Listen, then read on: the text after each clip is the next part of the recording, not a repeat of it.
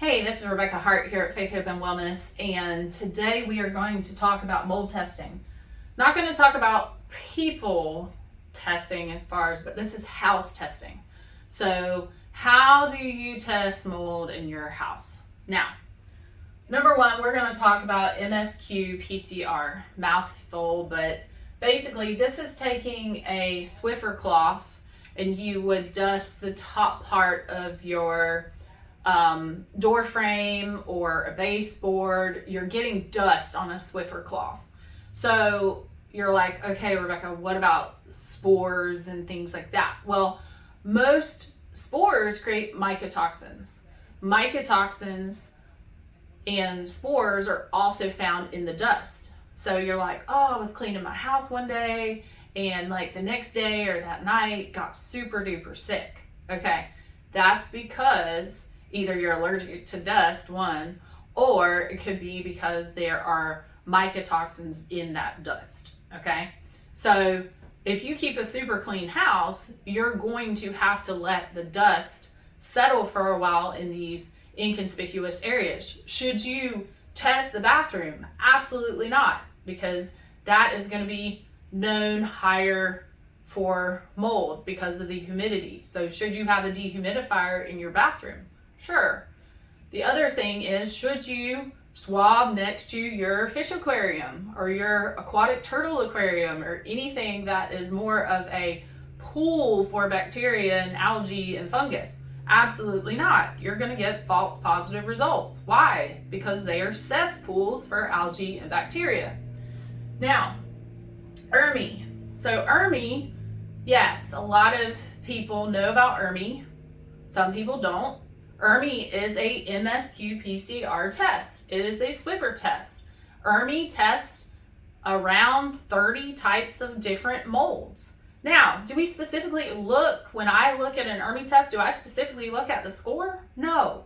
But for my Sears chronic inflammatory response syndrome patients who are super sensitive, I look at the different the different funguses. We were talking about bacteria earlier. So these testing as well, we'll talk about the bacteria in a minute.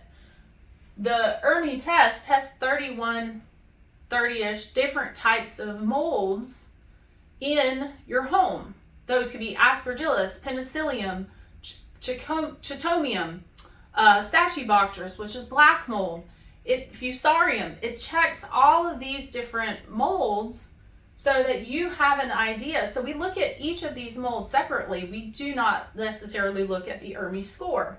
The HERTSMI looks at the top 5, which are Aspergillus pensilides, Aspergillus versicolor, Chaetomium, Stachybotrys, again black mold, and Wallemia. Those are the top 5. So let's say for some reason you're strapped on cash, strapped on budget. HERTSMI would be a great test. It's around $150. It tests 5 different molds, which are the water damaged molds. You're going to find more Aspergillus, which is a white mold. You're going to find that more in high humidity type places, such as the air conditioner, the HVAC, especially here in Georgia in humid places. You're going to have more humidity in your house. So you need to look at the humidity in your house. What humidity are you keeping? Are you creating an environment to ingrow mold? Now, MSQ PCR, they also have bacteria testing. So they also have actinobacteria, which is gram-positive bacteria. This is new. This is new on the front of this toxin. They create ribotoxins, which can be even stronger and more detrimental than mycotoxins, which are fungal toxins. Another one is even worse than actinobacteria, or endotoxins, which are gram-negative bacteria.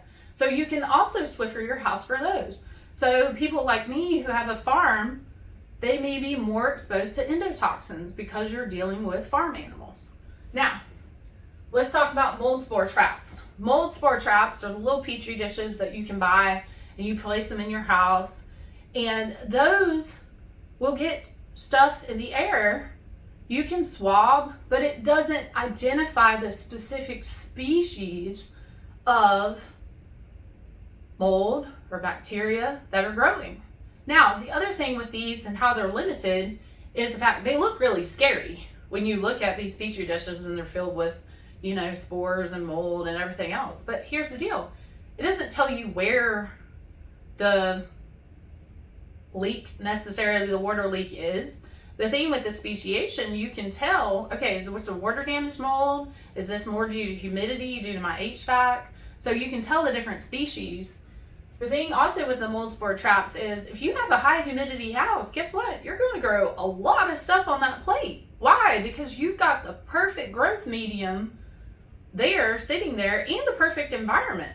So you're going to grow a lot on that plate. Does it necessarily mean you have mold in your house? Not necessarily. So, number 3, airborne testing. Let's talk about this. So you hire an indoor environmental professional. They come in your home. They say your home is fine because they come in with an air test. Well, air test is really going to test for aspergillus and things in the air. So remember we talked about aspergillus with the HVAC. Newsflash, Chaetomium and Stachybotrys, which are water damaged molds, they are too heavy of spore particles to be even found in the air. That's why you're going to find them in the dust. So they're not going to show. Now, if they do show in your air testing, you got a big, big problem, because that means they're highly prevalent in your building, wherever, so your home, your work, wherever you're testing that air sample and Chaetomium or Stachybotrys are in your air sample, then you have a huge infestation and a huge problem. Now, if that airborne testing, again, speciation is not there. So you have different types of aspergillus, as you'll find on an ERMI, and really Aspergillus pensoloides and versicolor, they're the most damaging. So that airborne testing cannot speciate. All it says is it compares the outside air to the inside air. I've seen it where the outside air, where it should be heavily aspergillus because we're here in Georgia, is not as high as the inside air. Do I think sometimes that person probably has a problem in their humidity of their house? Sure. So these are the different types of mold testing for houses.